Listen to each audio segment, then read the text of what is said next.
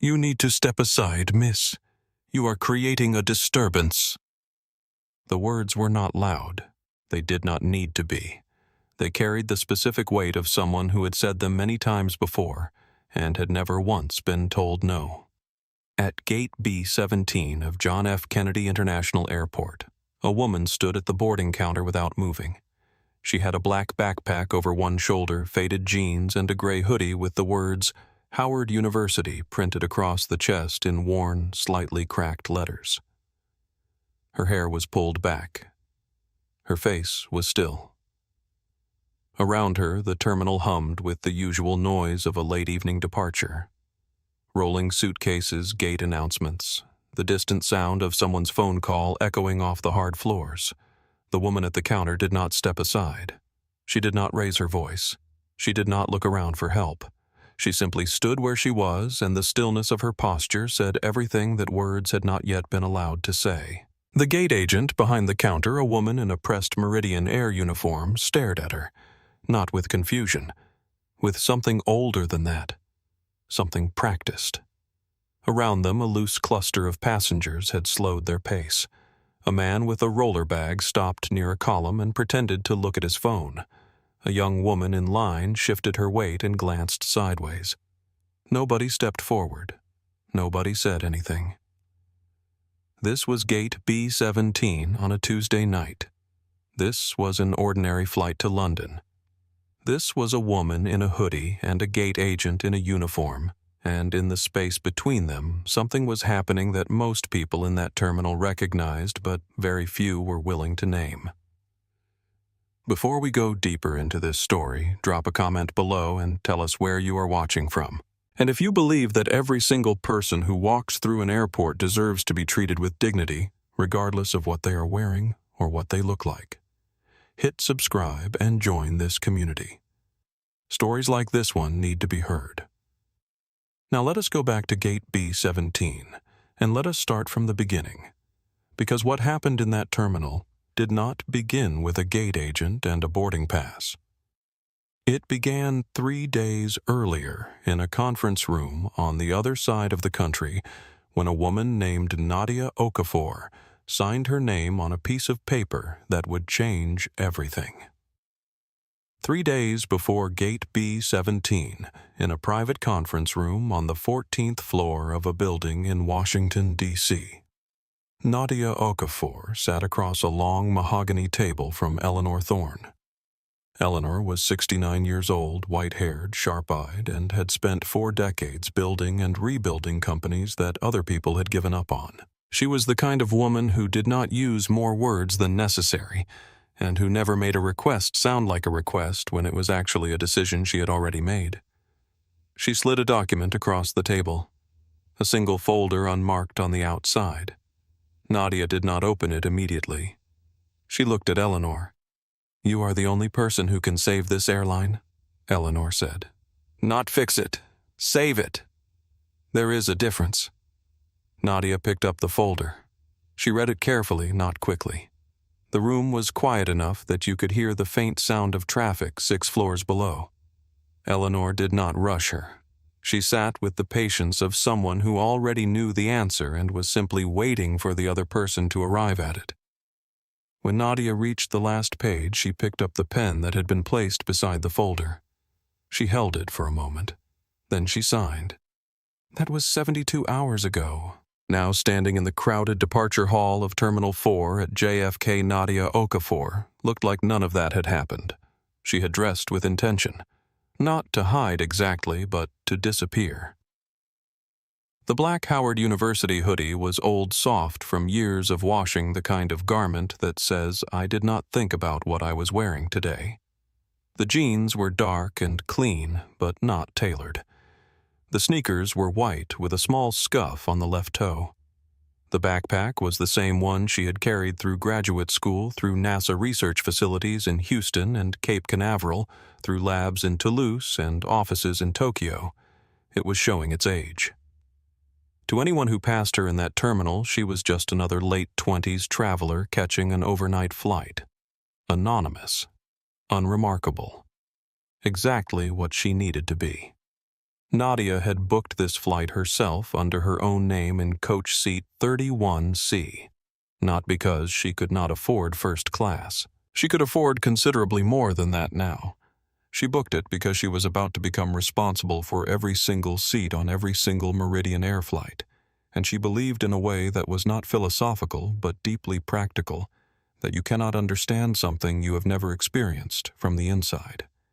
Her predecessor at Meridian Air had not flown commercial in 11 years.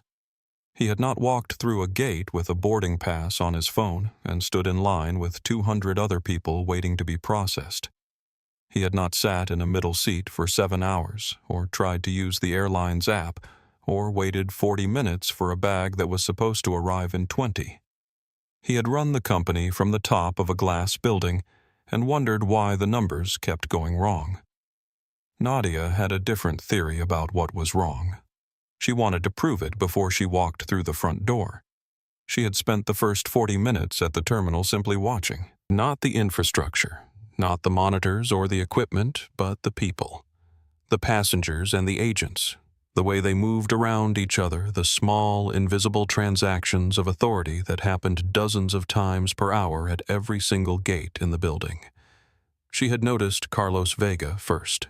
He was young, maybe mid-20s, with a Meridian Air badge and a calm, unhurried way of speaking that immediately separated him from the 2 other agents at the gate. A woman in her 70s had approached him looking confused, boarding pass in hand, worried she had the wrong gate. He had not pointed. He had walked her 3 steps to the right, shown her the correct screen, confirmed her name in the system, and told her she had plenty of time. The woman had touched his arm and said thank you twice. Nadia had written 2 words in the Notes app on her phone. Find him. Then she had joined the back of the boarding line for Group 5, opened a book she already knew she would not read, and waited. She did not know yet that waiting was the last ordinary thing she would do that night.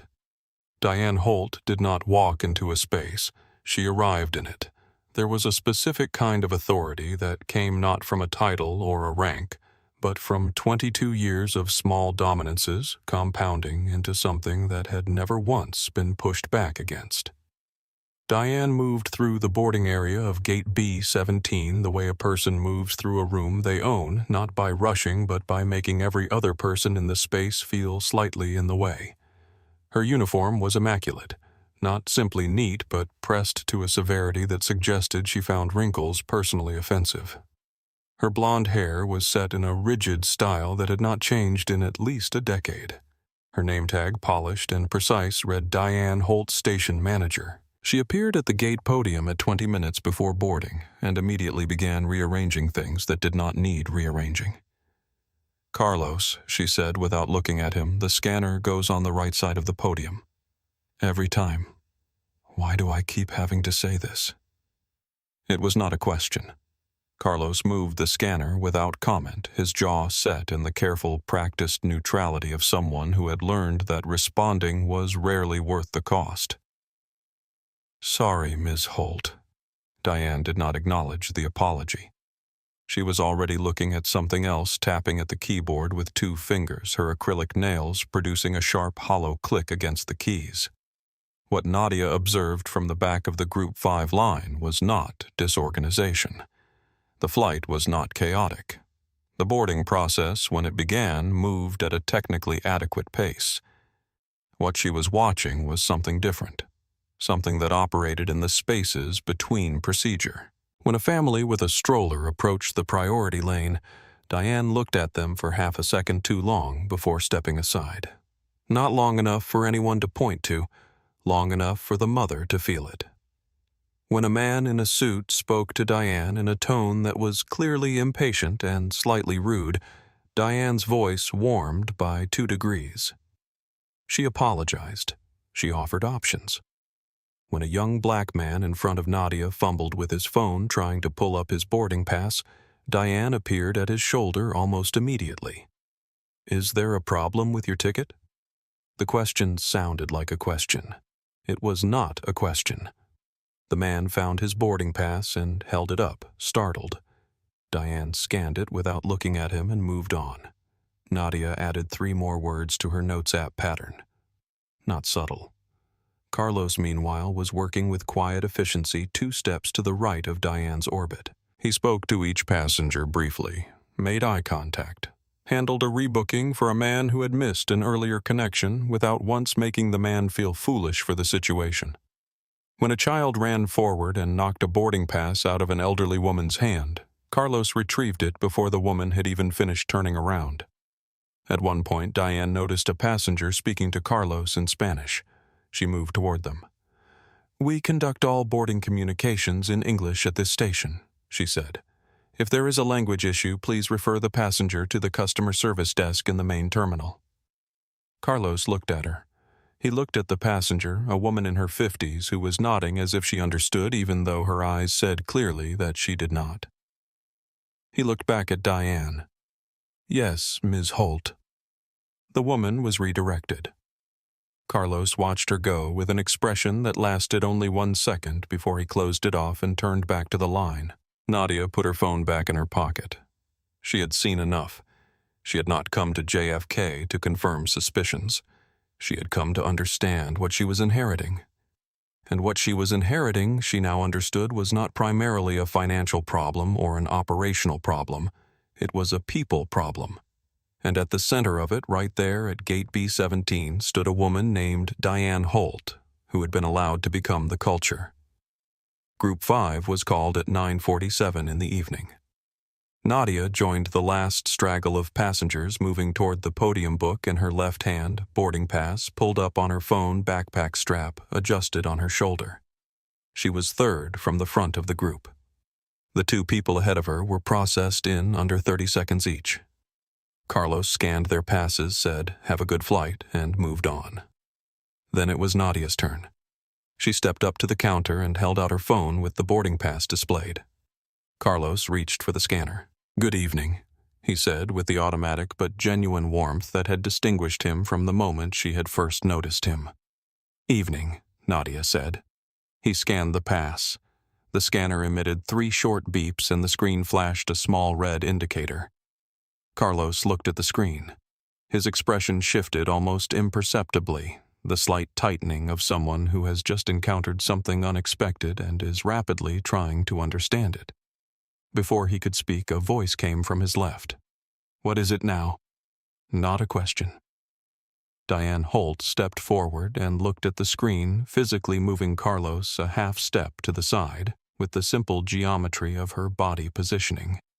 She looked at the display, then looked up at Nadia. The look lasted less than 2 seconds. It began at Nadia's face, moved down to the hoodie, to the backpack, back up to the face. It was a complete assessment conducted at a speed that would have been invisible to most observers. Nadia saw it. "Is there a problem with my ticket?" she asked. Her voice was even, polite, careful. Diane did not answer the question. She answered a different one. "How did you book this flight?" Nadia blinked once. It was such a specific, strange question that she needed a full second to be certain she had heard it correctly. "Online," she said. "The same way most people book flights." Diane was already typing 2-fingered the nail-clicking rhythm of someone performing procedure as though procedure were armor. "Do you have a confirmation number?" "It is in the boarding pass. I would like to hear it from you." The people behind Nadia in line were beginning to shuffle. A man 2 spots back exhaled audibly. Nadia recited the confirmation number from memory evenly without searching her phone for it. Diane typed. She looked at the screen. She typed again. There was a pause. Carlos leaned slightly forward and said quietly, "Miss Holt, there is a system outage affecting about 30% of check-ins tonight. It is flagging valid tickets on the East Coast. If you just run the number manually in the secondary verification screen, it should clear." "I am aware of how the system works," Carlos, Diane said. She did not look at him. "I know, but this is probably just the outage. It is not a ticket issue." "I said I am aware." Carlos took a small half-step back.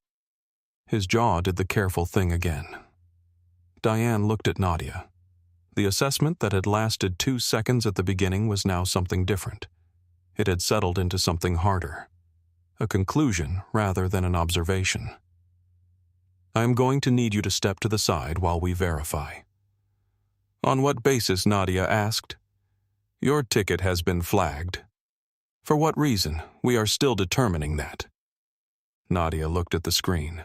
She looked at Carlos, who was looking slightly to the left of her, at a point somewhere between his own conscience and the wall. She looked back at Diane. "I am not going to step aside until you tell me specifically what the issue is." The people in line behind her heard that. The shuffling stopped. A few of them looked up from their phones. Ms. Holt, Carlos said, his voice lower now, the outage is documented in the system alert from this afternoon.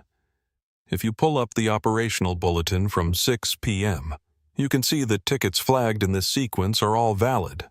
I can show you," Carlos Diane said, and her voice had shifted into the register she reserved for situations where she wanted someone to understand that they were very close to making a serious professional error. "I did not ask for your input. Stand down." Carlos stood down. Diane turned back to Nadia and said, "I am going to need to see a photo, ID, in addition to the boarding pass." "That is not standard procedure for a domestic boarding," Nadia said. "I make the determination of what is standard at this gate." Nadia reached into her backpack and produced her passport. It was 9 months old, dark blue, with the gold-embossed seal that marked it as a standard United States issue. She handed it across the counter. "This is international travel documentation," she said. "More than sufficient." Diane took the passport. She opened it. The stamp pages were thick with ink. Houston, Cape Canaveral, Toulouse, Tokyo, Geneva. 3 entries into the United Kingdom alone in the past 14 months. She turned to the photo page. She looked at the photograph. She looked at Nadia. She looked at the photograph again. "This does not look like you," Diane said. "It is a passport photo," Nadia said. "They take them under fluorescent lighting against a white wall. I do not think anyone looks like themselves in a passport photo. Your hair is different. My hair was down when the photo was taken. It is up now." Diane held the passport up and angled it under the gate lighting as if she were performing an examination she had been trained for. "The laminate appears uneven. It is a new passport design. They all look like that now," Ms. Holt Carlos said, barely above a whisper. "It is the updated biometric seal. Came in last year. All new passports have that finish." Diane set the passport on the counter rather than handing it back. "I have worked for this airline for 22 years, she said. Her voice had dropped to the frequency it used when it wanted to be heard by exactly the right people and no one else. "I know what a legitimate travel document looks like, and I know what it looks like when someone is attempting to present documentation that does not belong to them." "That is my passport," Nadia said. "Run the chip. The numbers on the data page. You will see my name, my date of birth, and my federal identification number. It will take 45 seconds. I will handle this in the manner I see fit," Diane said. And then, instead of reaching for the chip reader, she picked up the passport again. She did not hand it back. Nadia noticed. Everybody noticed. The line behind her had gone very quiet. The man who had been exhaling audibly 2 spots back in the line had stopped making any sound at all. A woman 3 rows behind him had her phone out, held low and angled slightly forward in the way people hold phones when they are recording something they are not sure they should be recording but feel they must. That woman was Sam Reyes, 26 years old, born in Queens, currently working as a junior project manager for a logistics company in Manhattan. He had flown 8 times in the past year, and on 2 of those flights something had happened at the gate that he had not been able to explain and had not been able to forget. He pressed record. Diane Holt was still holding the passport. "I need you to return that document," Nadia said. Her voice had not risen. It had descended actually to a register that was very precise and very deliberate. the voice of someone choosing each word with the care of someone who knows the words are being stored somewhere. "This document is being examined," Diane said. "You have been examining it for 4 minutes. A chip reader will give you verification in under 1 minute. Please run the chip or return the document. I will determine the appropriate method of verification." A gate agent does not have the authority to withhold a United States passport from its holder, Nadia said. "That is federal property. You are currently in possession of federal property that you have not been authorized to retain." Diane's expression did not change, but something behind it shifted. The thing that had been professional dismissal shaded into something sharper, something that recognized it was being challenged and had decades of muscle memory telling it that challenges did not end well for the challenger. She stepped slightly to her left and called to a second agent at the adjacent podium. "Sharon, come here for a moment." Sharon Price was 38 white, with the look of someone who had learned early in her career that agreeing with Diane Holt was the path of least resistance, and had followed that path consistently ever since. She came over, looked at the passport, looked at Nadia, and said the 4 words that required the least amount of judgment and the most amount of complicity. "I see what you mean." She did not specify what she meant. She did not need to. Her function was to be a second signature on a decision that had already been made. Nadia looked at Sharon. Sharon looked at the counter. Ms. Holt Carlos said. He was not whispering anymore. His voice was low, but it was firm, and it was audible to at least the first 3 rows of people standing in line. "The system alert from this afternoon clearly states that tickets flagged in the B series tonight are valid. I have the bulletin right here, if you would just look at it for 1 moment. I did not ask for the bulletin, Carlos. I know you did not ask. I am showing it to you anyway because I believe we are about to make a serious error."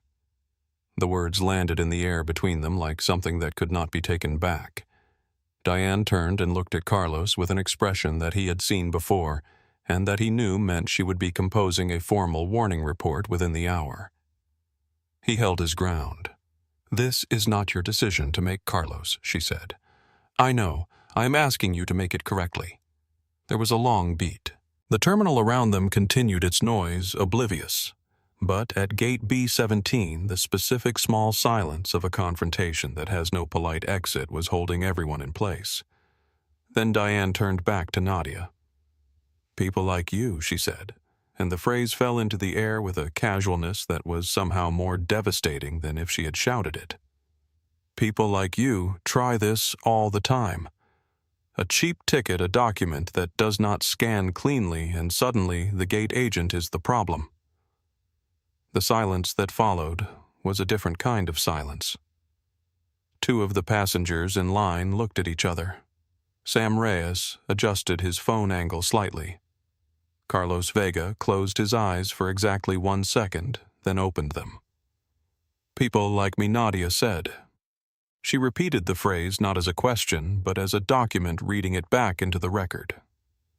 "People who think that flashing a government-issued ID and raising their voice entitles them to board a flight without proper verification," Diane said. Her face was flushed now, not with embarrassment, but with the specific heat of someone who has been in authority for so long that being questioned registers as a physical offense. "I have not raised my voice," Nadia said. "I have been standing at this counter for 6 minutes, asking you to verify a valid document using the tools that are available to you at this counter. The chip reader, the secondary verification screen, both of which your own agent showed you would resolve this in under 60 seconds. Diane drew herself up, her chin lifted. "I am the senior authority at this gate. I am responsible for the safety and security of everyone who boards this aircraft.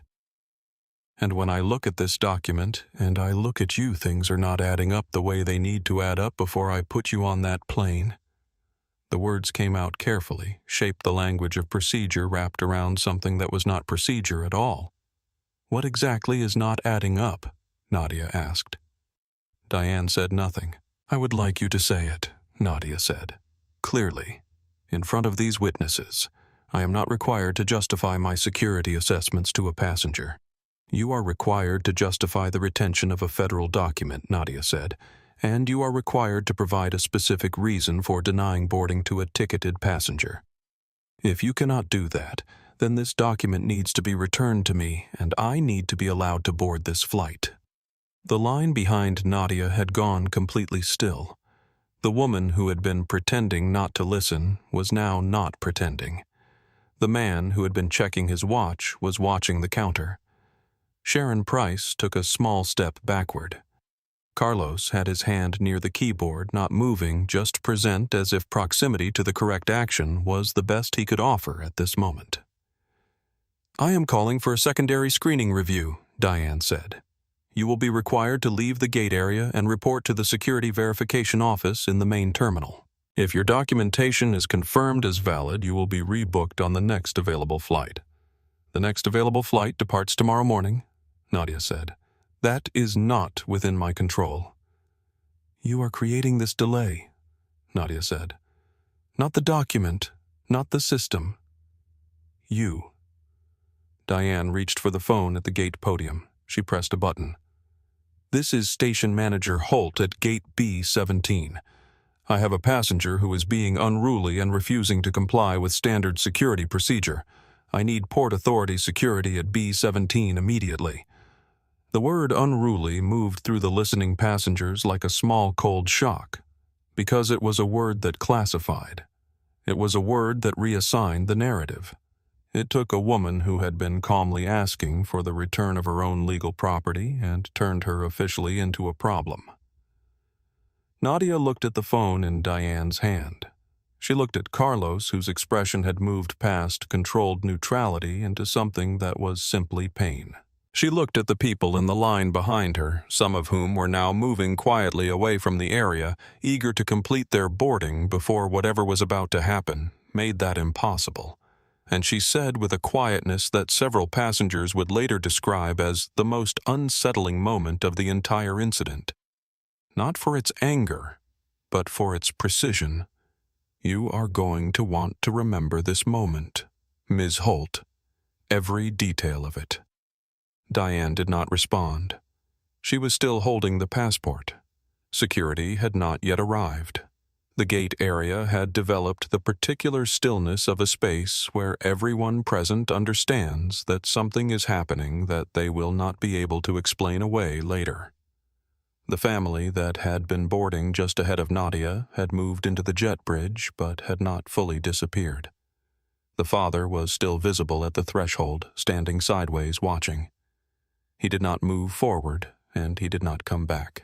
He just stood there, a witness caught between the instinct to help and the fear of what helping might cost. Sam Reyes had not moved at all.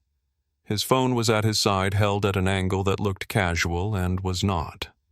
Carlos Vega stood 2 steps to the right of Diane, close enough to see everything far enough that his presence could not be called interference. His hands were flat on the counter. His knuckles were pale. Sharon Price had retreated to the far end of the adjacent podium and was looking at her own screen with the studied focus of someone trying to make themselves administratively invisible. Diane Holt was still holding the passport. "Return my passport," Nadia said. It was the 3rd time she had said those words, and each time the request had been the same, even direct, without plea or performance. "This document is under review," Diane said. "Under what authority?"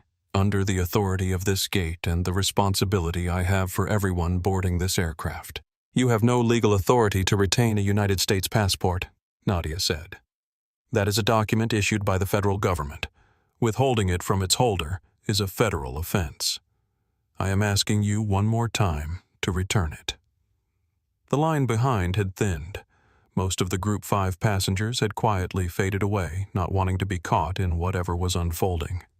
A few remained rooted by the same instinct that makes people slow down at the edge of something significant. Diane looked at the passport in her hands. She looked at Nadia. And then, in the space of 1 second, something crossed her face that was not decision exactly, but something older than decision. The reflexive assertion of someone who has never lost and cannot process the feeling of losing ground. She opened the passport to the photo page. She held it with both hands. And she tore it. It was not an accident. It was not a slip or a fumble. The laminate was thick, the paper underneath stiff with the fiber of official documents, and she had to grip and pull with intent to separate the photo page from the body of the passport. The sound it made was sharp and tearing and final, a sound that seemed to belong to a different and more violent place than a boarding gate in an American airport on a Tuesday evening. The photo page came away in her right hand, leaving a ragged edge. Nadia's face looked up from it, torn across the middle. Carlos Vega said, "Ms. Holt." Just those 2 words. But the way he said them contained the sound of a man watching something he could not stop and could not excuse. The father in the jet bridge doorway stepped back 1 full step. Sam Reyes exhaled through his nose a long and deliberate breath and held his phone still. Diane looked at what she had done. For 3 seconds, her face showed something that might have been the first edge of understanding, a flicker of the magnitude of what her hands had just performed. And then the shutters came down. The self-preservation closed over it like water over a stone. She set both pieces of the ruined passport on the counter. "This document was already compromised," she said. Her voice was not steady, but she was working to make it so. The laminate was separating from the binding. It was an invalid document. "I am unable to accept it for boarding. You are denied boarding on this flight." Nadia did not move for a moment. She looked at the 2 pieces of the passport on the counter. She looked at her own face, torn through the middle, the security fibers visible where the laminate had been pulled apart, the blue of the cover curled slightly at the torn edge. She picked up both pieces. She looked at them, not with the frantic energy of someone processing a shock, but with the slow deliberateness of someone recording something. "You did this," she said. The words were not inflected as a question or an accusation. They were a statement of fact being entered into an internal record. "It was already damaged," Diane said again. "I have a responsibility to this flight and to these passengers. You are creating a security risk and you are delaying departure. If you do not vacate the gate area voluntarily, I will have Port Authority remove you." "You are an airline gate agent," Nadia said. "You just destroyed a federal document. Those are 2 facts that cannot coexist without consequences." Carlos took 1 step forward. "Ms. Holt, I need to formally note that I witnessed this and I am not able to sign off on any incident report that characterizes this as a document anomaly." "You will file whatever report I direct you to file," Carlos, Diane said. "No," Carlos said. "I will not." The security officers were now visible at the far end of the terminal corridor, moving toward B-17. Nadia placed the 2 pieces of the passport into the front pocket of her backpack with the care of someone who understood that what she was holding was now evidence. She zipped the pocket. She adjusted the strap on her shoulder. She looked at Diane 1 final time. Not with the expression of someone who had lost, with the expression of someone who has just been handed exactly what they needed. "I want you to understand something," Nadia said. Her voice was not raised. It was not trembling. It was the voice she used when she needed to be absolutely certain that what she said would be remembered correctly. What happened here tonight did not happen in the dark. It happened in front of witnesses, in front of a camera system, in front of your own colleagues. She paused. Everything that comes next is the result of this moment. Then she picked up her backpack, turned, and walked away from gate B-17 without looking back. Behind her, the jet bridge door was closing. The plane was preparing to push back. Her seat, 31C, would fly empty to London. She did not stop walking. She walked until gate B-17 was no longer visible, and then she walked a little further past a closed newsstand and a row of charging stations with their small blue lights blinking in the dark, past a family asleep across 3 seats, past the sound of a gate agent at B-22, announcing a delay in a voice that had given up on sounding apologetic. She found an empty bank of seats by a window at the far end of the B concourse, and she sat down. Outside, through the floor-to-ceiling glass, the tarmac was lit with the cold white of floodlights and the slow red and green blink of aircraft navigation systems.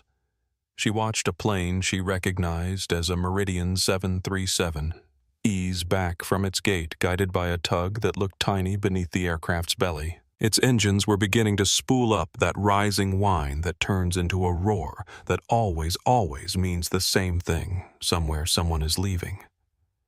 She sat with that for a moment. Not the anger. The anger was there, and it was real, and it was not the white-hot variety that burns itself out, but the cold, structural kind that organizations are built on and broken by. But underneath the anger was something that the anger was protecting, and she allowed herself to feel that too briefly in the quiet of the empty concourse. She thought about the look on the woman's face. Not Diane's face at the end, not the shuttered self-preservation of someone caught, but the face in the first 2 seconds when the assessment had been completed. The look that had decided before a single word was exchanged. The look that was not about a boarding pass or a passport or a laminate. She thought about the people in line who had looked away. She thought about Carlos who had not. She thought about every person who had stood at a counter just like that one, holding documentation just as valid as hers, and who had not had a signed contract in a briefcase back at the hotel. Who had simply been denied and gone home, and there had been no meeting the next morning, no conference room, no moment of public accounting. The plane outside completed its pushback and began its slow turn toward the taxiway. Her seat 31C was moving through the dark in a fuselage she could see from where she was sitting. She let it go. She took out her phone. She had 2 contacts at the top of her favorites list. Her sister in Atlanta, who would want to know what had happened and would be furious on her behalf in the specific way that sisters are furious completely and without qualification, and Eleanor Thorne. She called Eleanor. 1 ring. Nadia.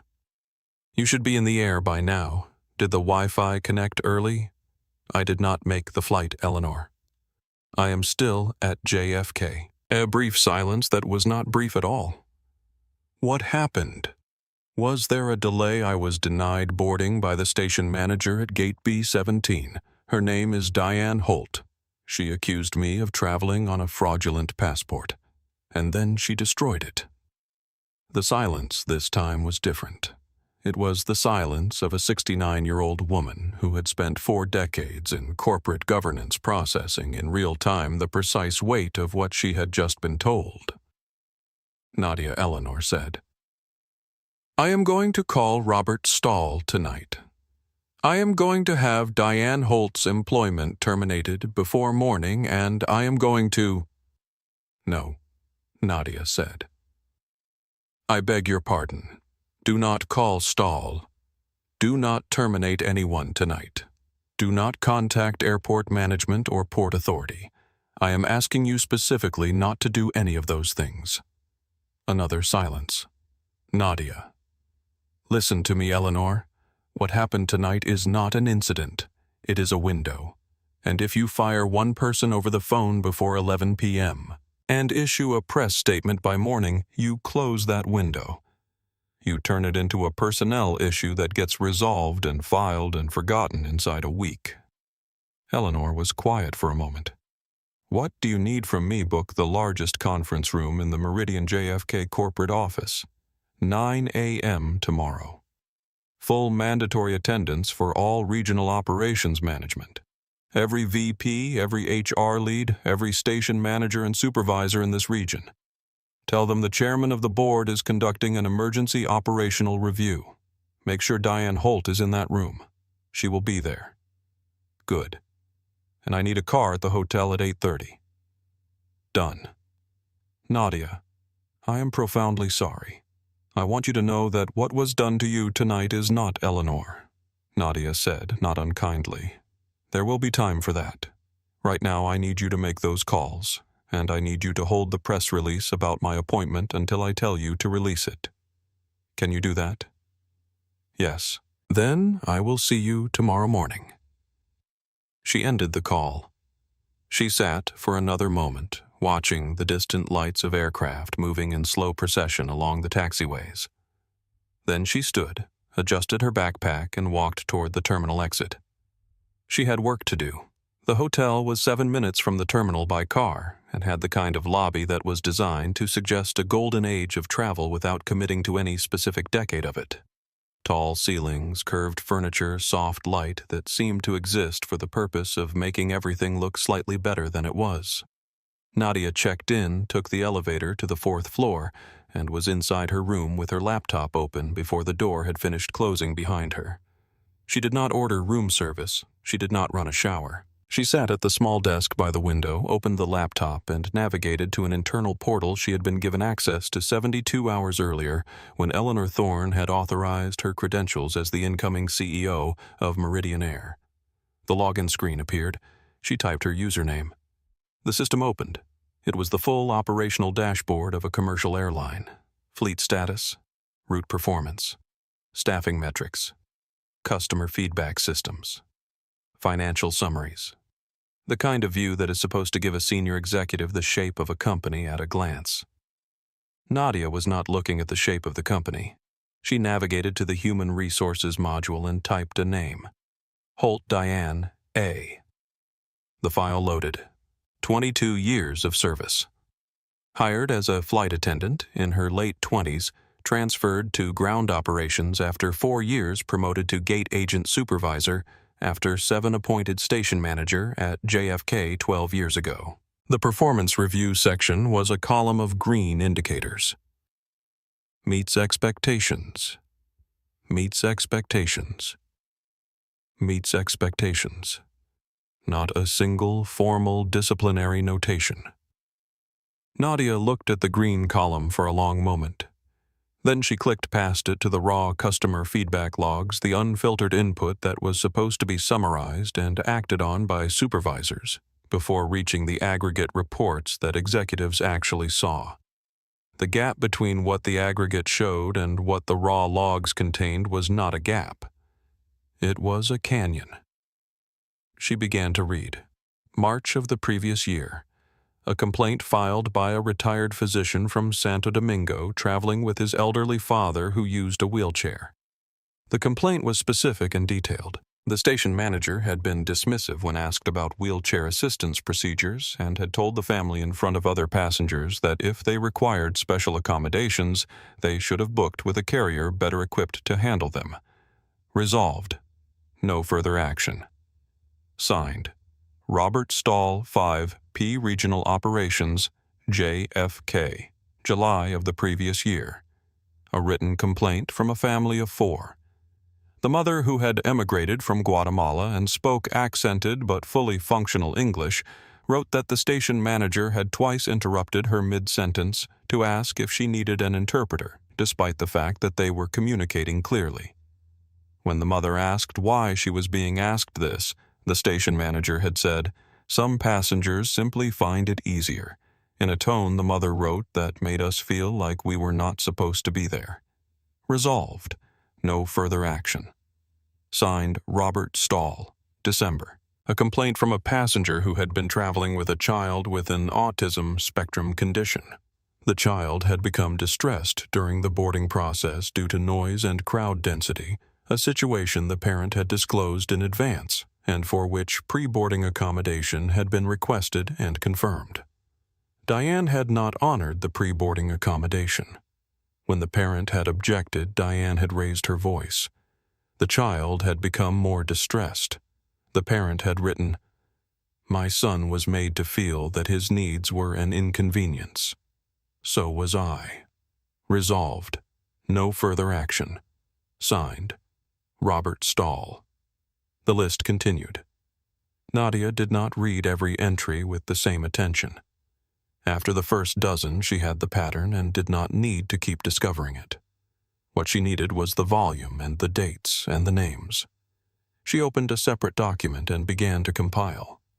At midnight, she shifted to Robert Stahl's file. Stahl was 47, had been VP of Regional Operations at JFK for 6 years, had been promoted from a district manager role in the Midwest.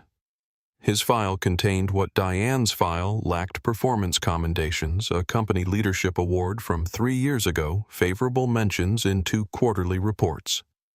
He was, by the formal record, a successful mid-level executive. Nadia looked at his complaint resolution file.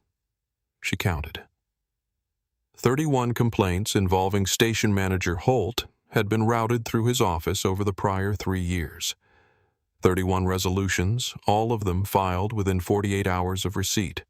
All of them using language so similar across the 31 documents that it was clear a template had been created at some point and applied to every case without individual review. We have reviewed the reported incident with the relevant staff member and reinforced our service standards. We apologize for any inconvenience to the passenger and appreciate them bringing this to our attention. 31 times. Not one interview conducted. Not one passenger called back. Not one case where the resolution contained any indication that the person filing the complaint had been heard. Nadia typed 4 words in her notes document. He knew. He chose. She moved to Carlos Vega's file. It was short. 6 months with the company hired after completing a degree in business administration. No complaints. 2 passenger commendations, both unprompted, both filed through the online feedback form in the months since he had started. One from an elderly woman who had written that the young man at the gate was the first airline employee in years who made her feel like a person instead of a transaction.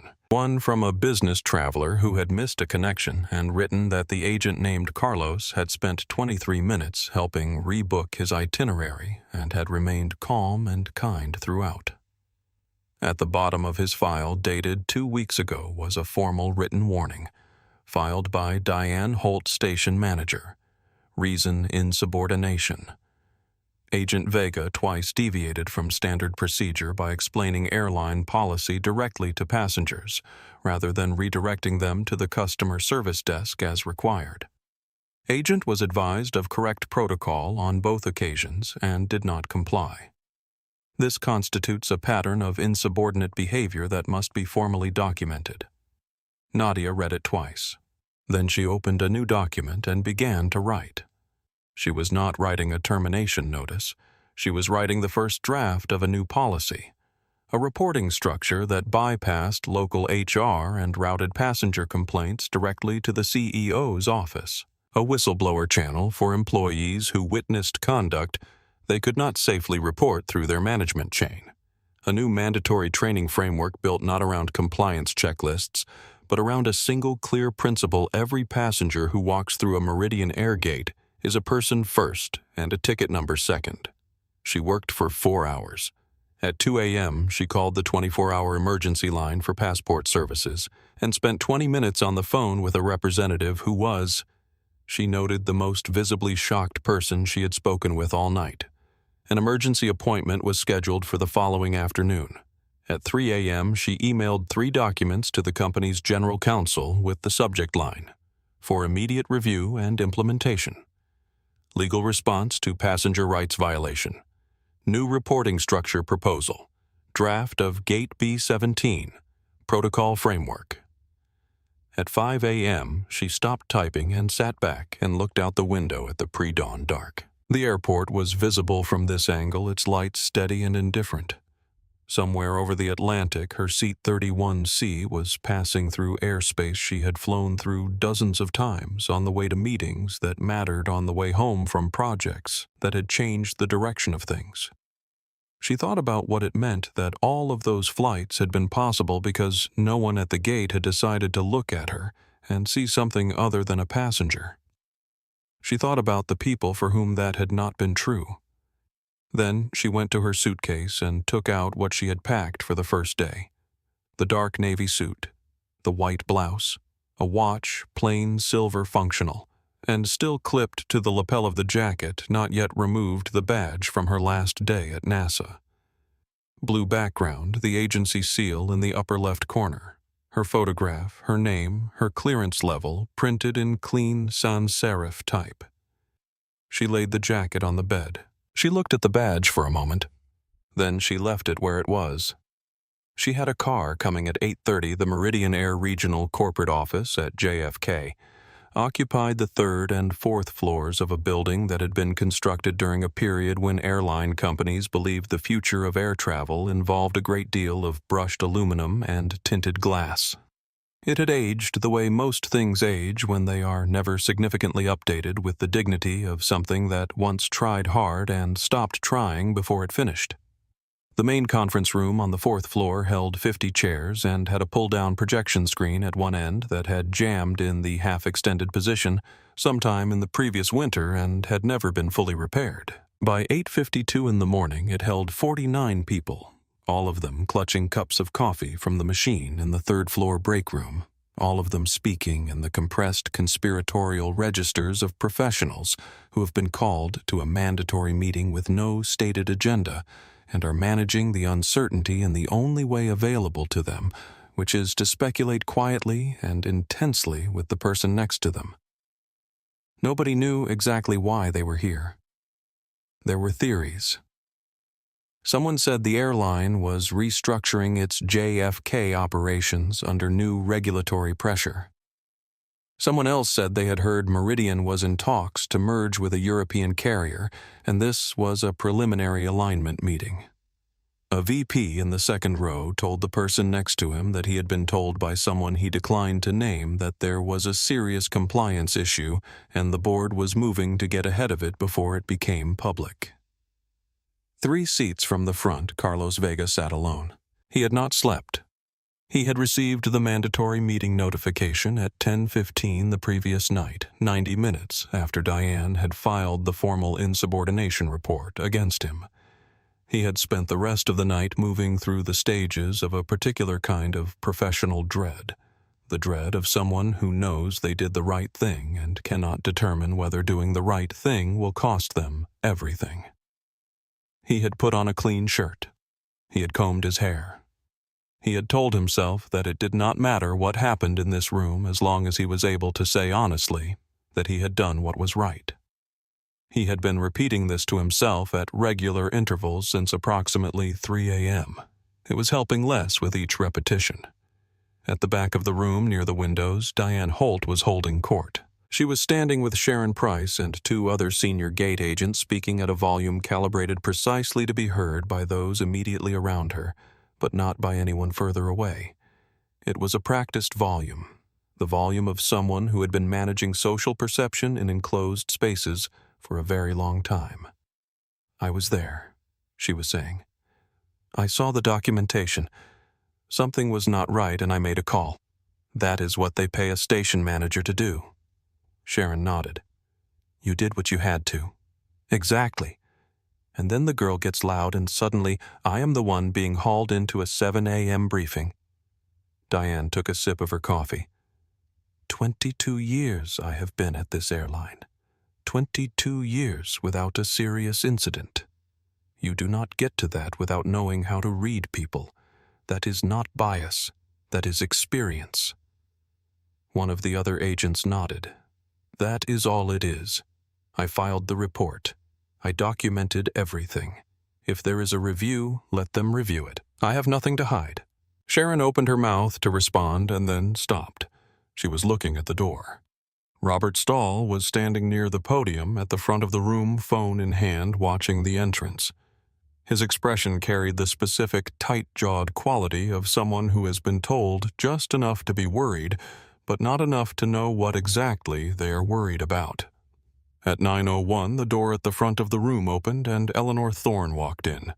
She was 69 and silver-haired and moved with the unhurried precision of someone who had been the most important person in many rooms and no longer needed to announce it. Every person in the room straightened involuntarily.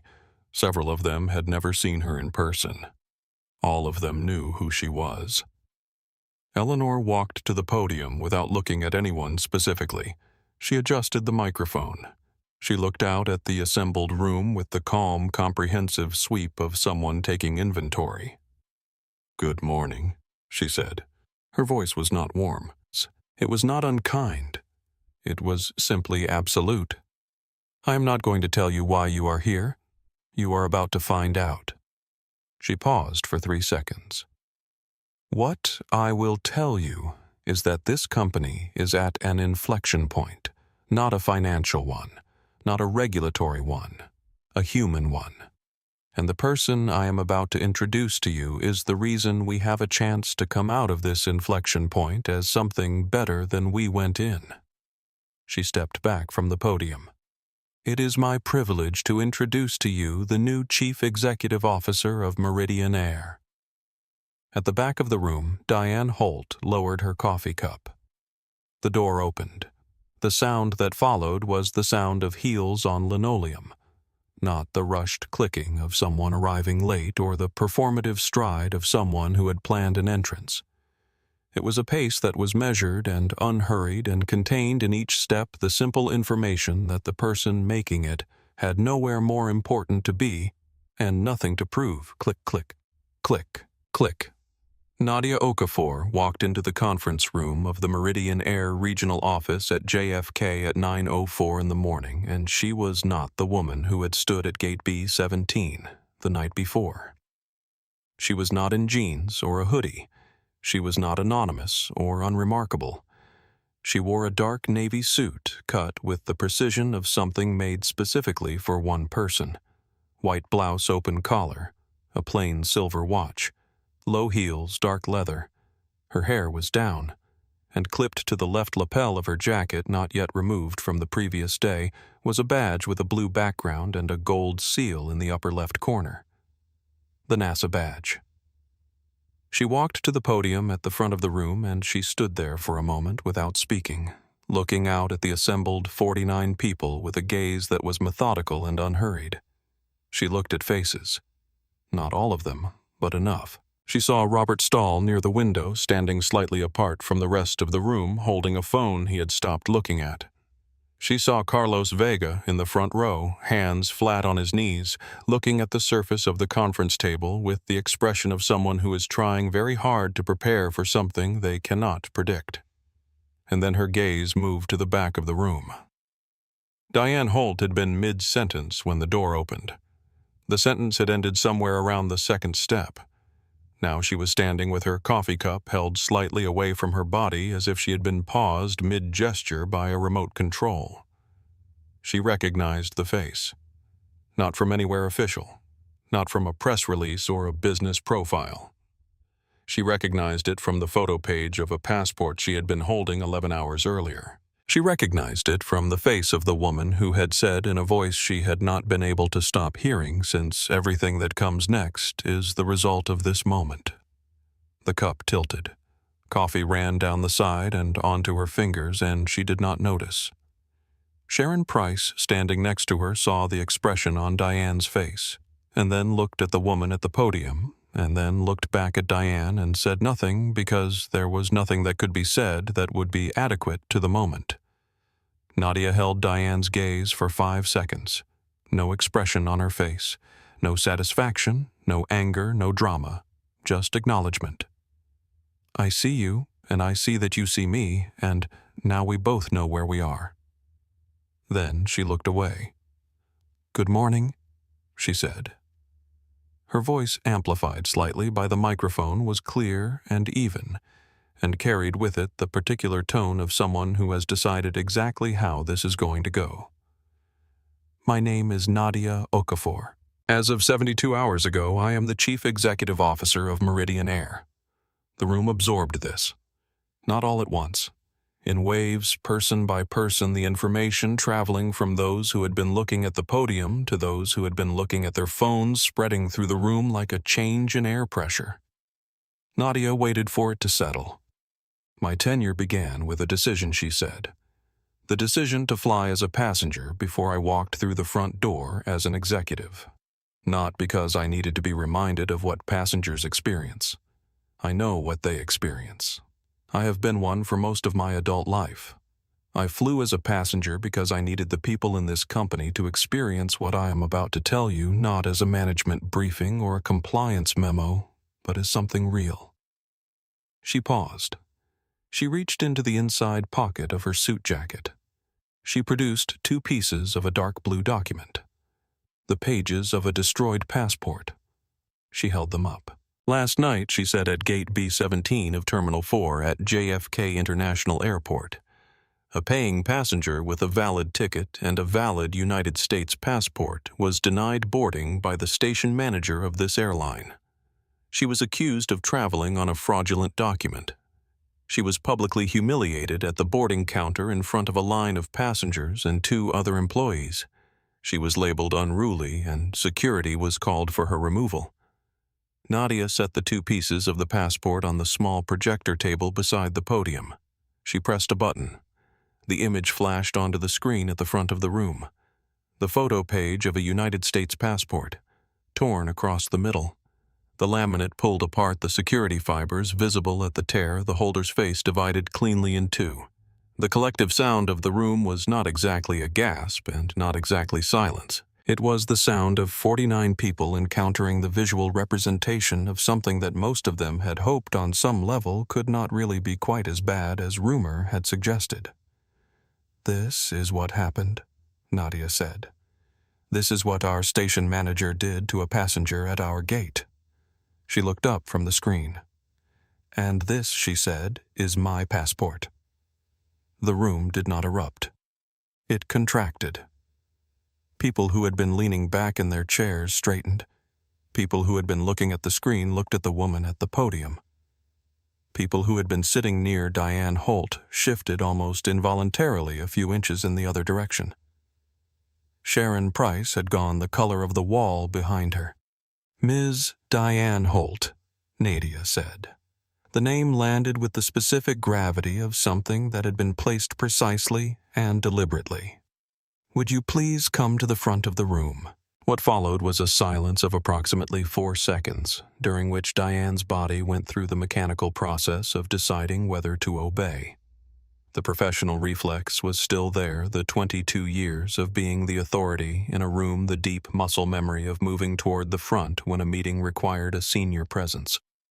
But the coffee was still on her fingers, and her mouth was opening without producing a sound, and every person in the room was turned around, looking at her with expressions that ranged from shock to pity, to something that had no clean name but that she recognized in the specific way you recognize something you have been doing to other people for years, as the feeling of being seen and found to be exactly what you were afraid of being. She walked forward. The room was 60 feet long. She covered it in 11 seconds, and every one of those seconds was its own event. She stopped in front of the podium. She looked up at Nadia. She looked at the screen. She looked at the torn passport on the projector table. Nadia did not allow her a moment to speak first. "You have been with this company for 22 years, she said. "Is that correct?" It was not a hostile tone. It was precise and factual and somehow more difficult to hear than anger would have been. "Yes," Diane said. Her voice had changed. Not entirely, but the practiced authority that had been so complete the night before had a quality in it now, like a recording played at the wrong speed.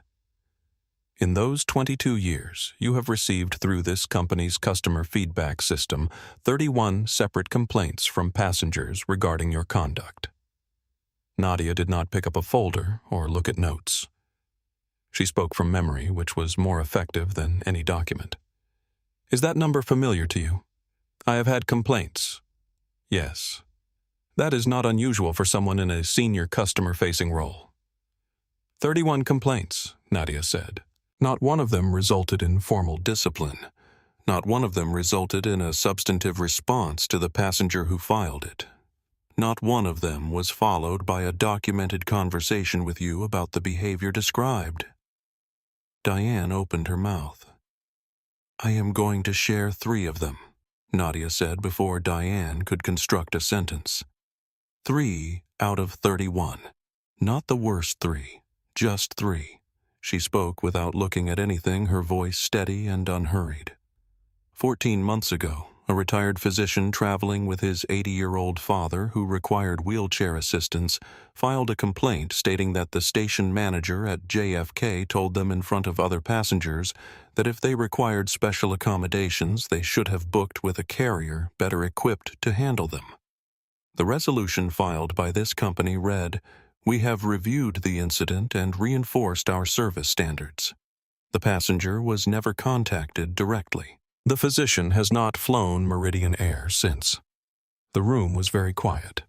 10 months ago, a mother traveling with her family submitted a complaint describing 2 separate incidents during boarding in which the station manager asked her in a tone she described as condescending and deliberate whether she needed an interpreter. The mother speaks functional English. She was born and raised in Guatemala. She wrote in her complaint that she felt singled out and humiliated for her accent. The resolution filed by this company was identical in language to the one I just described.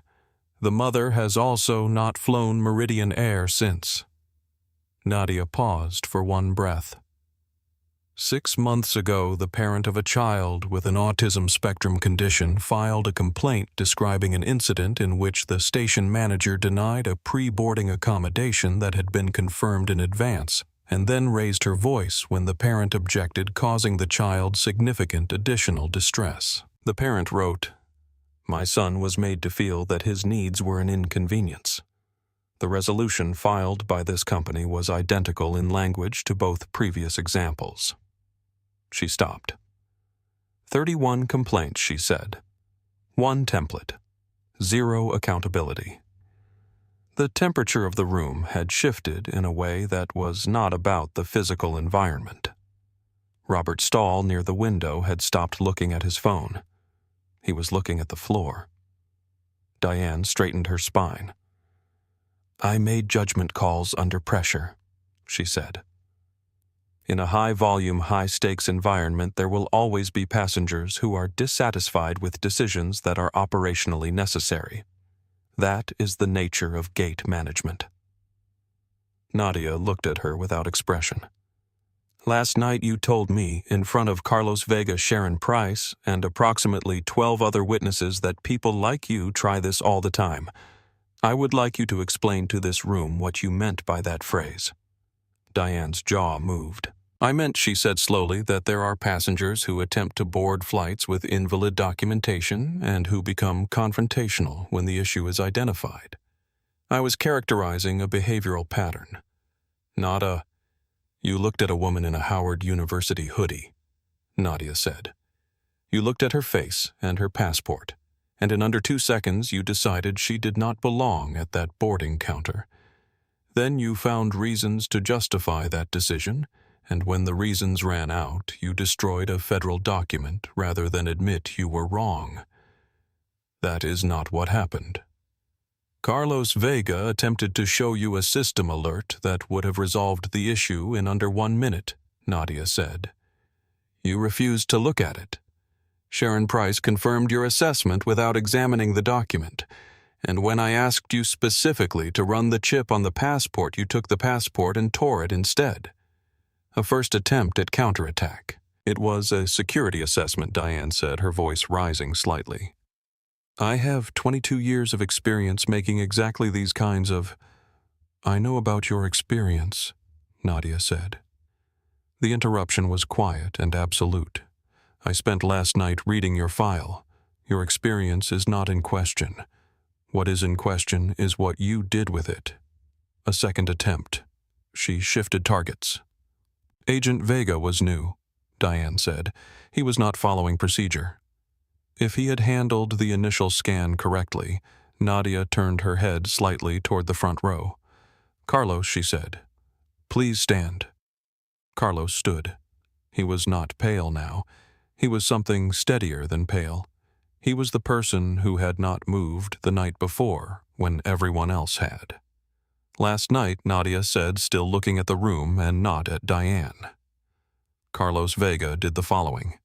He scanned a valid boarding pass. He recognized a system error. He attempted to bring that system error to his supervisor's attention twice. He was dismissed twice. He attempted to show the supervisor documented evidence that would have resolved the situation in under 60 seconds. He was dismissed a third time. He then formally stated in front of witnesses that he could not sign any incident report that mischaracterized what he had seen. This morning he received a formal warning filed by Diane Holt for insubordination. The room absorbed this. That formal warning, Nadia said, turning back to Diane, is the clearest summary of the problem I have seen in 11 hours of reviewing this company's internal records. It says in the institutional language of this organization that a junior employee who tried to do the right thing was punished for it by the senior employee who was doing the wrong thing. And nobody stopped it from happening. Because nobody ever stops it from happening. Diane's second attempt at counterattack had faltered and had not produced a third. She stood in front of the podium in the silence she had created and did not move. "I will ask you one final question," Nadia said. Her voice had not risen at any point in the preceding 10 minutes. It did not rise now. "Last night you said people like you when you spoke to me. I want you to tell this room clearly what kind of person you meant." The silence that followed was the particular silence of a question that everyone in the room already knows the answer to and that no one can speak aloud. Diane looked at the torn passport on the projector table. She looked at the image on the screen.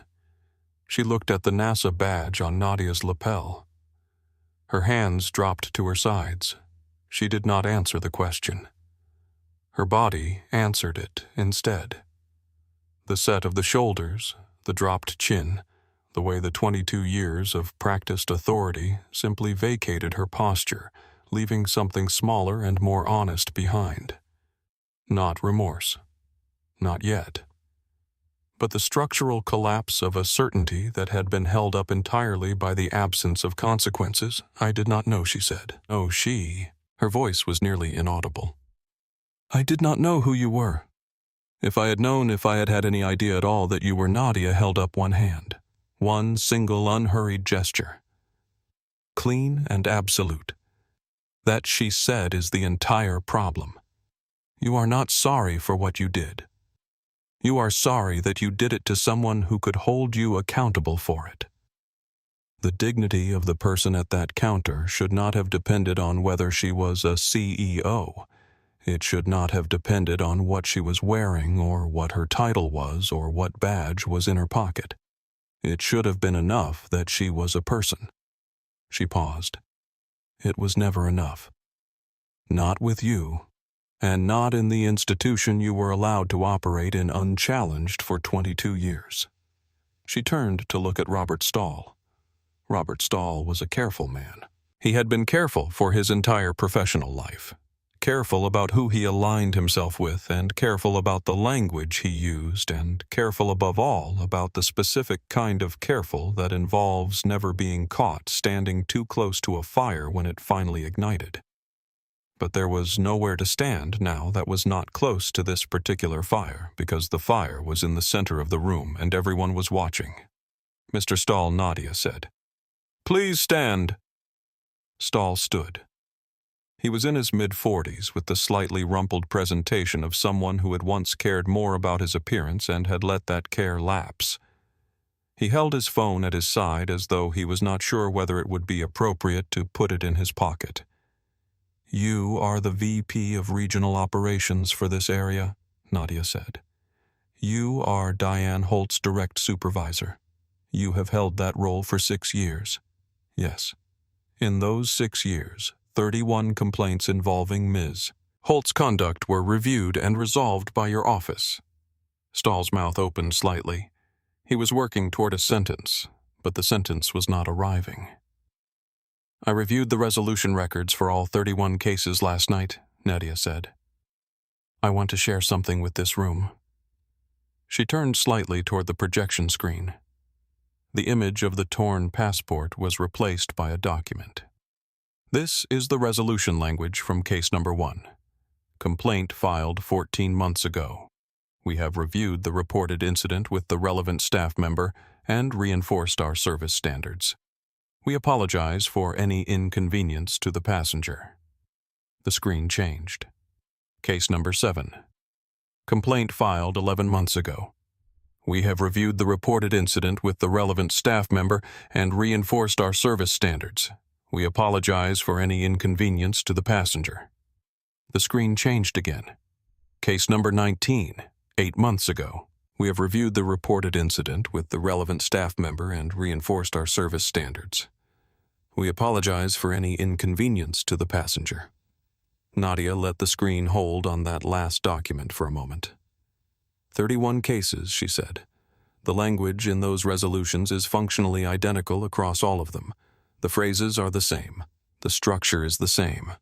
In not one of those 31 cases is there documented evidence of a direct conversation with the employee, a formal counseling record, a follow-up with the passenger who filed the complaint, or any action beyond the filing of the resolution document itself.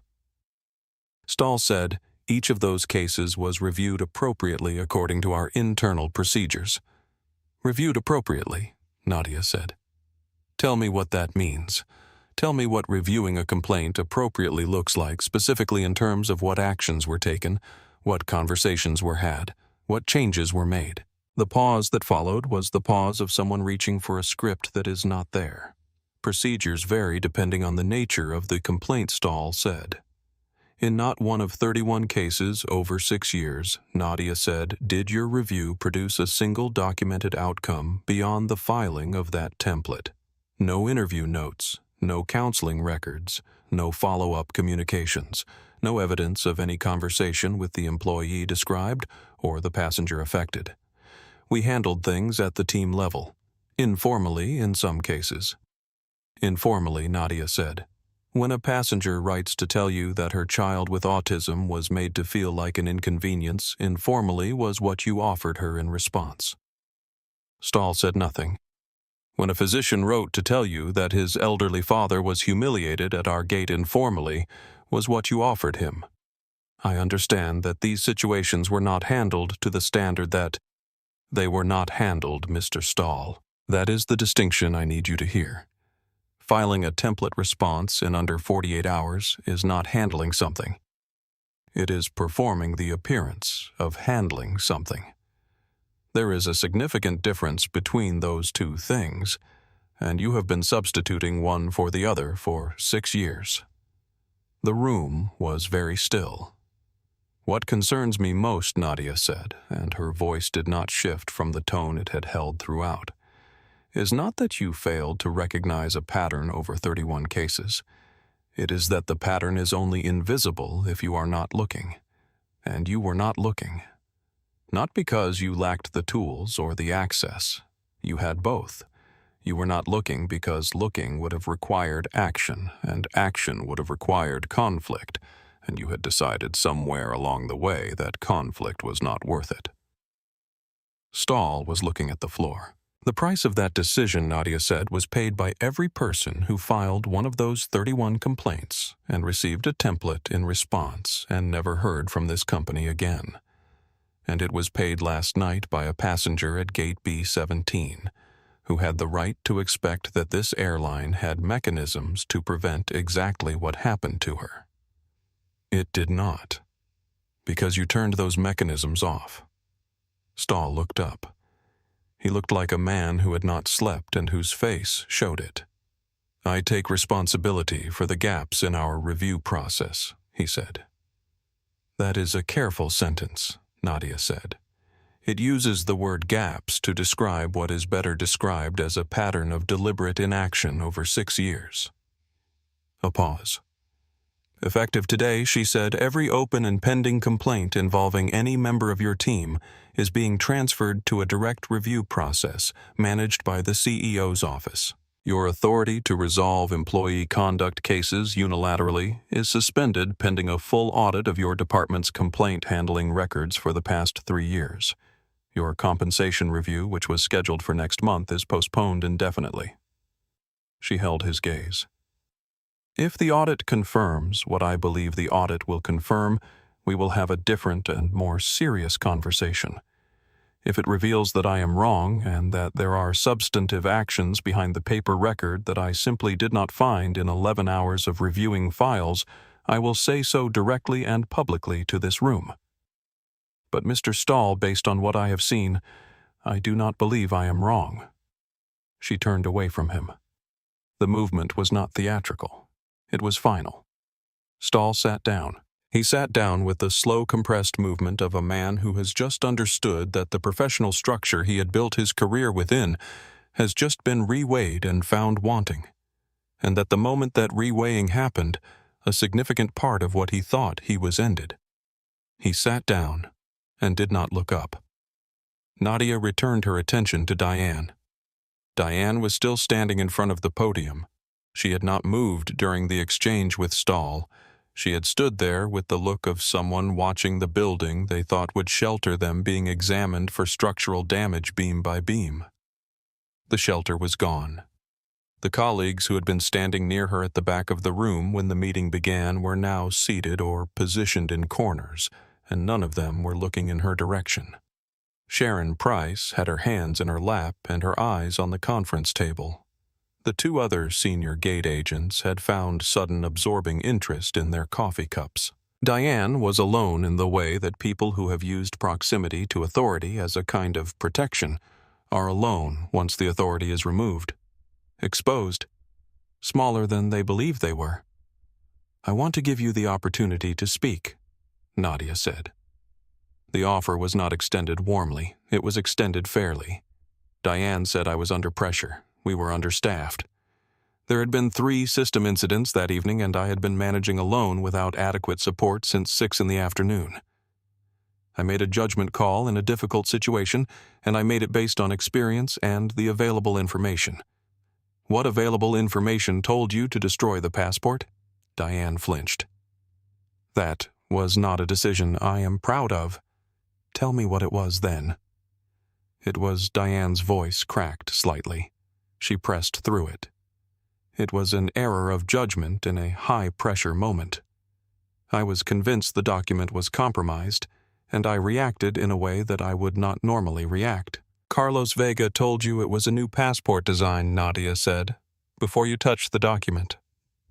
I know. Sharon Price confirmed your assessment without examining the document. I know. You called security and had a ticketed passenger labeled Unruly before running a single verification check that was available to you at your own station. Diane said nothing. And when I asked you to explain what you meant by people like you, Nadia said you could not answer. Not because you did not know what you meant, but because saying it clearly in front of witnesses was different from acting on it at a boarding gate at 9:47 at night when most of the people nearby had already looked away. Diane's hands came up a gesture that was half defense and half collapse. I have worked for this company for 22 years. I have never had a serious incident. I have a record that is not what you think it is, Nadia said. Not quietly. Not in the way that matters. Diane looked at the torn passport on the projector table. I did not know who you were, she said. Her voice had dropped to barely above a whisper.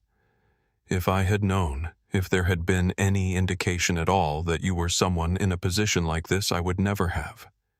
I would have done everything differently. I know, Nadia said. The room waited. That is the last thing I want you to hear from me, and I want every person in this room to hear it as well, because it is the most important thing I am going to say today. Not the personnel decisions, not the policy changes, not the audit. This. She let 1 full second pass. The woman you denied last night did not deserve to be treated with dignity because she is a CEO. She deserved it because she was a person, because that is the only condition that should ever be required. The standard of treatment you were willing to offer was not connected to what someone deserved. It was connected to what you assumed they were worth, and you assumed that from a 1-second look at a hoodie and a face? Diane's hands dropped to her sides. 22 years, Nadia said. And in 22 years, not once was anyone willing to say to you directly and on the record that what you were doing was wrong. Not your colleagues, not your supervisor, not this company. Every template that went out instead of a real response. Every complaint that was filed and closed without a phone call was this company telling you that the passengers you were treating this way did not matter enough to create conflict on their behalf. She paused. That ends this morning. The words were not delivered with heat, with something colder and more permanent. Diane Holt, effective as of 9:43 a.m., your employment with Meridian Air is terminated for cause. The specific causes are willful destruction of federal property, discriminatory conduct in the exercise of your duties, and a documented pattern of passenger mistreatment enabled by organizational failure over a period of not less than 22 years. A sound came from Diane that was not a word. A small compressed sound, like something being let out of a container. Your company credentials will be deactivated before you leave this building. Your personal effects will be returned to you. Our legal team has been in contact with the U.S. Attorney's Office regarding the passport incident, and you should be aware that the deliberate destruction of a federal document carries federal penalties. I would advise you to speak with your own legal counsel today. Please, Diane said. The word sounded like it came from very far away. Please. I have been here 22 years. I have a pension. I have a family. It was one night. It was one. The people in this room, Nadia said, who have worked here for less time than you, who have treated passengers with the respect they deserve, who did not have 31 complaints and a supervisor who buried them. Those people also have families. The passengers who received your template apologies and never flew with us again also had families. The woman with the autistic child who you made cry at a boarding gate 6 months ago also had a family. The room was not breathing. Take her out, Nadia said not loudly to the 2 security personnel who had been standing near the door since before the meeting began. They moved forward. Diane did not resist. She walked toward the door in the way that people walk when the walking is the last thing and they know it. Every person in the room watched her go. Nobody said anything. The door closed, and the room for a long moment simply held what it had just witnessed. The silence after the door closed had a different quality from the silence that had preceded it. It was not the silence of people holding their breath before something happened. It was the silence of people who had just watched something happen and were still processing where they stood in relation to it. Nadia let it hold for a moment. Not for effect, because it was earned. Then she looked at the front row. Carlos, she said. Carlos Vega stood. He stood the way he had been standing through most of the past 12 hours, with the careful, braced posture of someone who had prepared themselves for a consequence and was still not entirely sure the consequence had changed direction. Come to the front, please. He walked up. He stood in the place where Diane had stood. But the geometry of the room was completely different now. Diane's walk to the front had been a walk toward a reckoning. Carlos's walk was something else entirely, and the room could feel it even before Nadia spoke. She looked at him for a moment. Last night she said I watched you from the back of the boarding line before any of this began. I watched you help an elderly woman find her gate without being asked and without making her feel foolish for being confused. I watched you handle a rebooking for a man who had missed a connection without once making him feel like his problem was an inconvenience. And I watched you try 3 separate times to stop what was happening at that counter. She paused. You were a 6-month employee standing up to a 22-year manager in front of a line of passengers. You had no protection. You had no guarantee that anything you said would matter. You did it anyway. Carlos said nothing. His jaw was set, but his eyes were bright. Last night, you also refused to file a false incident report, Nadia said, when you were told you would be fired if you did not comply. You refused anyway. The room was quiet in the way a room is quiet when everyone in it is thinking about their own version of a similar moment and what they did or did not do in it. The formal written warning filed against you by Diane Holt last night, Nadia said, is hereby removed from your employee record. Permanently. It will not exist in any file associated with your name at this company. Carlos exhaled through his nose, a single silent breath. And effective as of this morning, Nadia said, you are promoted to the role of Manager of Passenger Experience for the JFK Regional Operation. The role is a new one. I created it last night. Its responsibility is to build the training framework that this company should have had 20 years ago. You will work directly with my office and with HR to develop it. She let that settle. We are going to name it the Gate B-17 Protocol. Not because of what happened there, because of what is going to be different from now on because of what happened there. The name is a reminder, not a monument. Carlos said quietly, I do not know what to say. You do not have to say anything, Nadia said. You already said it last night when it cost you something to say it. She extended her hand. He shook it. His grip was firm, and his eyes were direct, and for a moment, the two of them stood at the front of a room full of people who were watching something being built rather than something being demolished. Welcome to what this company is going to be, Nadia said. He walked back to the front row. He sat down. He looked straight ahead. One tear ran down the left side of his face, and he let it. Nobody looked away from it. Nadia returned to the podium. She did not have notes. She had said the difficult things. What remained was simpler and more important than anything that had come before it. I am not going to give you a long speech, she said. You have been in this room for an hour, and you have seen more than a speech could have told you. She looked at the assembled faces, the VPs and station managers and scheduling supervisors and HR leads, people who had spent careers inside an organization that had been telling them in the quiet, institutional language of template resolutions and unchallenged seniority that certain things were simply how things were.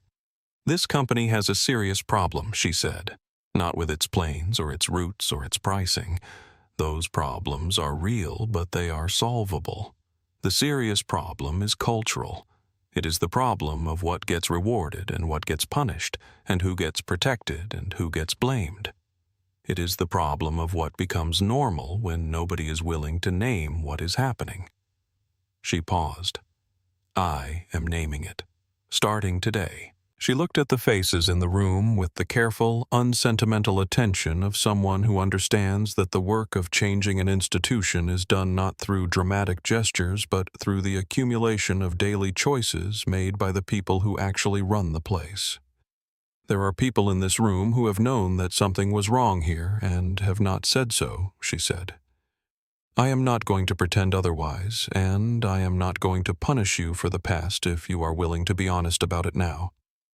What I need from every person in this room is a decision about whether you are going to be part of what this company is going to become. She let that land. This is not a threat, she said. It is a question. And I am asking it because I have spent the last 11 hours reading the files of your passengers and your employees, and I know that this company contains people like Carlos Vega who are trying to do the right thing and being crushed for it. They need you to stop letting that happen. That is the only thing I am asking of you this morning. She stepped back slightly from the microphone. You are going to hear from HR this week about a new reporting structure that gives every employee in this company a direct line to the CEO's office for conduct concerns. You are going to hear about mandatory training beginning next month. You are going to see changes in how complaints are reviewed and how they are resolved. But those structures only work if the people inside them decide to use them honestly. She looked at the room one final time. I came here as a passenger last night, she said. I came to understand what this airline is from the inside. I now understand it very clearly. She straightened her jacket. Go back to work, she said. We have passengers to take care of. 3 things happened in the hours after the meeting ended. By 11 that morning, Diane Holt's credentials had been deactivated and her building access revoked. She had been escorted out of the corporate building by 2 security personnel, her personal effects placed in a box that was waiting for her at the lobby desk. She had not spoken to anyone on her way out. The hallway she walked through was the same one she had walked through for 22 years, and it looked exactly the same as it always had, which is how places look when it is only the person inside them who has changed. Robert Stahl remained at his desk under the new audit framework, which meant that every personnel and complaint decision pending in his department was now being reviewed by a team from the CEO's office before it could be implemented. He had signed the acknowledgement form at 12:14. He had not made eye contact with anyone on his floor for the rest of the afternoon. The press release went out at noon. Meridian Air announced the appointment of Nadia Okafor as Chief Executive Officer, effective immediately. The statement was 3 paragraphs long and straightforward in its language. The second paragraph noted that Ms. Okafor's first action as CEO was to institute a new passenger experience framework called the Gate B-17 Protocol Mandatory across all regional operations, effective within 90 days. The name in that second paragraph was not explained in the release. It did not need to be. By 2 in the afternoon, Sam Reyes, the young man who had been standing 2 spots behind Nadia in the boarding line at Gate B-17 the night before, posted a video to his social media accounts. He had not captioned it with an explanation. He had not identified anyone in it or provided context. He had simply posted the raw 47-second clip he had filmed on his phone.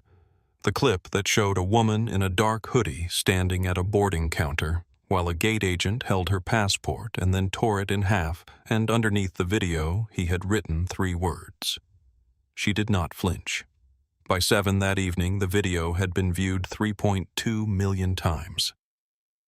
The comments were not primarily about Nadia's title or her position or the press release that had connected the passenger in the hoodie to the CEO who had walked into the meeting that morning. The comments were about the way she had stood. The way she had not yelled, had not begged, had not tried to explain or justify or make herself smaller. The way she had simply remained in the face of something designed to diminish her exactly who she was. People wrote, "I have been that person at that counter." People wrote, "Nobody ever came for me the next morning." People wrote, "I need my daughter to see this." And then 6 days later, a letter arrived at the Meridian Air CEO's office. It was addressed directly to Nadia Okafor and had been sent from an address in Queens. The letter was from the mother who had filed complaint number 7. The mother who had been asked twice in front of her family whether she needed an interpreter. She had written a short letter on paper torn from a spiral notebook. It was not angry. It was something stranger and more durable than anger. She wrote, "I saw the video. I saw the news. I want you to know that when I filed my complaint 2 years ago and received a letter back that did not say anything, I told my children that this was simply how things were. I told them it was something they would need to learn to accept. I am glad I was wrong. I am glad they can see that I was wrong." The letter did not ask for anything. It did not request a response. Nadia read it once. Then she put it in the top drawer of her desk where she would be able to find it on the days when the work was harder than usual. I want to be honest with you about something before we close this story. This is not a story about a CEO who got revenge on someone who disrespected her. If that is what you came for, I understand. Revenge is satisfying in a simple, clean way. But what happened at Gate B-17 and in that conference room the next morning was not revenge. It was something more complicated and more important. Diane Holt had been doing what she did for 22 years. Not in secret, not carefully hidden. In full view of her colleagues, her supervisors, the passengers who filed complaint after complaint and received a template in return. She did it because the cost of doing it was 0. Because every time a complaint was filed and resolved with the same pre-written sentence, the company was telling her that the people she was treating this way did not matter enough for anyone to step between them and her. That is what changed. Not one person losing a job. the calculation changed. And that calculation changes because of Carlos Vega, who stood at the counter 2 steps to the right and said, "I cannot sign a false report," even though the person asking him to sign it had 22 years behind her and the power to end his 6-month career. Who said, "I know you did not ask for the bulletin. I am showing it to you anyway." Because the right thing needed to be said, and he said it. That is the part of the story I need you to sit with. Not the boardroom, not the reveal, not the moment when Diane Holt finally understood who she had been talking to. Because the truth is, if there had been no badge in the pocket, no signed contract in the briefcase back at the hotel, no press release waiting to go out at noon the next day, Diane Holt would have gone home that night and filed her incident report and gone back to gate B17 the following morning. The question this story is really asking is not what happens when the person you mistreat turns out to be powerful enough to hold you accountable. The question is, what are you going to do at the counter? Are you Diane, who decided before she looked up? Or are you Carlos, who looked up anyway and said what needed to be said, even when it cost him something to say it? There are gate B17 moments everywhere. In offices, in schools, in hospitals and restaurants and courtrooms and every other place where one person has a small piece of power and another person is waiting to find out how it will be used. You will be in one of those moments at some point if you have not been already. I hope you remember Carlos. If this story moved you, share it with one person who needs to hear it today. A friend, a family member, a colleague who is fighting to do the right thing and is not sure it is worth it. Tell them it is worth it. And if you want more stories like this, one story's about dignity, about people who hold the line when it costs them something, about the moments that define who we choose to be. Subscribe to this channel and turn on notifications so you never miss one. Leave a comment below and tell us at Gate B17, who would you have been?